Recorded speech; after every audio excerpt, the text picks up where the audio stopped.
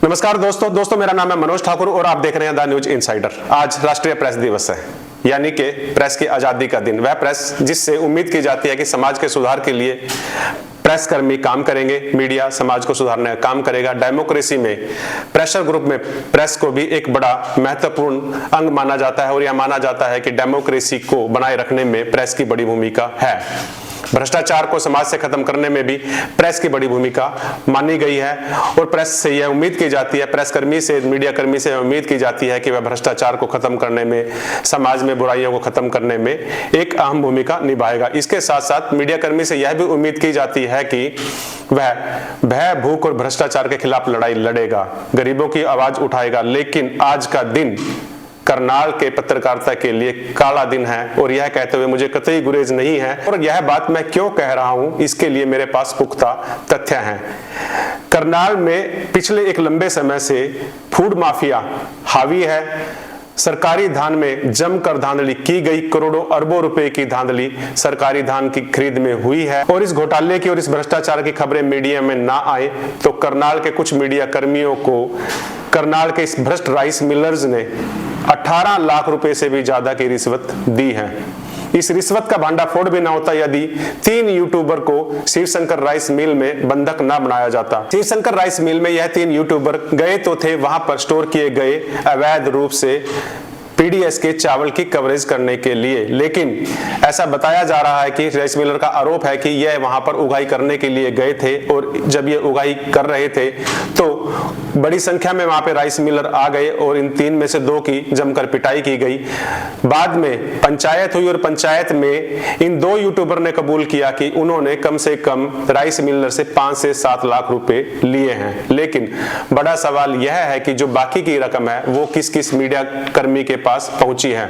बताया तो यह भी जा रहा है कि पत्रकारों के एक बड़े संघ के पास भी एक मोटी रकम रिश्वत की गई है, जिससे मीडिया कर्मियों को जो राइस की, जो धान की खरीद में जो गड़बड़ी हुई है उसकी कवरेज करने से रोका जाए। और आपको देखकर या सुनकर यह हैरानी भी होगी कि मेन स्ट्रीम मीडिया ने इस बार करनाल में सरकारी धान में हुई धांधली की खबरों को लगातार इग्नोर किया, उन खबरों की अनदेखी की। यह फूड माफिया किस तरह से काम कर रहा है, इसने किस तरह से मीडिया को मैनेज किया और वह मीडिया किस तरह से मैनेज हो गया, आज प्रेस दिवस के अवसर पर यह बात भी चिंता करनी जरूरी है। इस पर चिंता इसलिए भी हो रही है कि यह साधारण भ्रष्टाचार या रिश्वतखोरी का मामला नहीं है, भले ही इसकी रकम कितनी भी बड़ी हो, लेकिन यह मामला कहीं ना कहीं गरीब और किसान से जुड़ा हुआ मामला है। जो चावल शिवशंकर राइस मिल में लगा हुआ चावल था, वह चावल केंद्रीय योजनाओं के तहत एफसीआई ने, फूड कॉर्पोरेशन ऑफ इंडिया ने बिहार, यूपी, राजस्थान, मध्य प्रदेश के उन गरीब लोगों के लिए यह चावल पीडीएस सिस्टम में दिया गया था ताकि सस्ता चावल उन लोगों को मिल सके, जिससे उनमें कुपोषण की समस्या खत्म हो सके, उनकी भूख से निजात मिल सके। लेकिन फूड माफिया इस चावल को रास्ते में ही रोककर औने पौने दाम पर खरीद कर वापिस करनाल, यमुनानगर, कैथल और इन शहरों में ले आते हैं और यहाँ पर यह चावल राइस मिलर के पास चला जाता है। राइस फिर दोबारा से इस चावल को एफसीआई को सप्लाई कर देते हैं। यह घोटाला कई सालों से चला हुआ है, लेकिन जिस तरह से इस बार इस घोटाले में जमकर भ्रष्टाचार हुआ, यह अपने आप में एक बड़ा रिकॉर्ड है।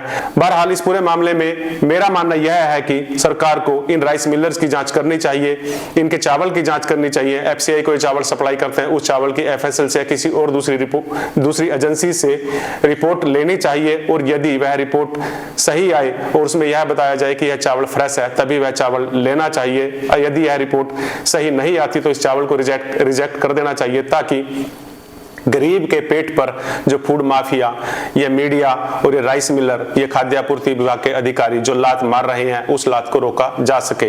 इतना ही नहीं, मीडिया के जो सीनियर लोग हैं उन्हें भी समझना चाहिए कि मीडिया आज किस दिशा में जा रहा है। राष्ट्रीय प्रेस दिवस पर मीडिया कर्मियों को, मीडिया के सीनियर्स को, मीडिया के संपादकों को और खुद मीडिया कर्मियों को भी सोचना चाहिए कि वह इस पत्रकारिता को किस दिशा में लेकर जा रहे हैं। क्या वह पत्रकारिता करने के लिए इसीलिए पत्रकारिता में आए थे कि इस तरह से राइस मिलर के टुकड़ों को चुगकर अपने को पुष्पित पल्वित किया जाए। फूड माफिया की करतूत पर रोक लगाने का काम करेगा, जोखिम लेकर फूड माफिया के खिलाफ काम करेगा, फूड माफिया की गतिविधियों पर रोक लगाएगा, सरकार और सरकारी तंत्र में आ रहे भ्रष्टाचार को खत्म करेगा। मैं अपना यह वीडियो या अपनी बातचीत यही समाप्त करता हूं, इसी उम्मीद के साथ कि कल का समय बेहतर होगा।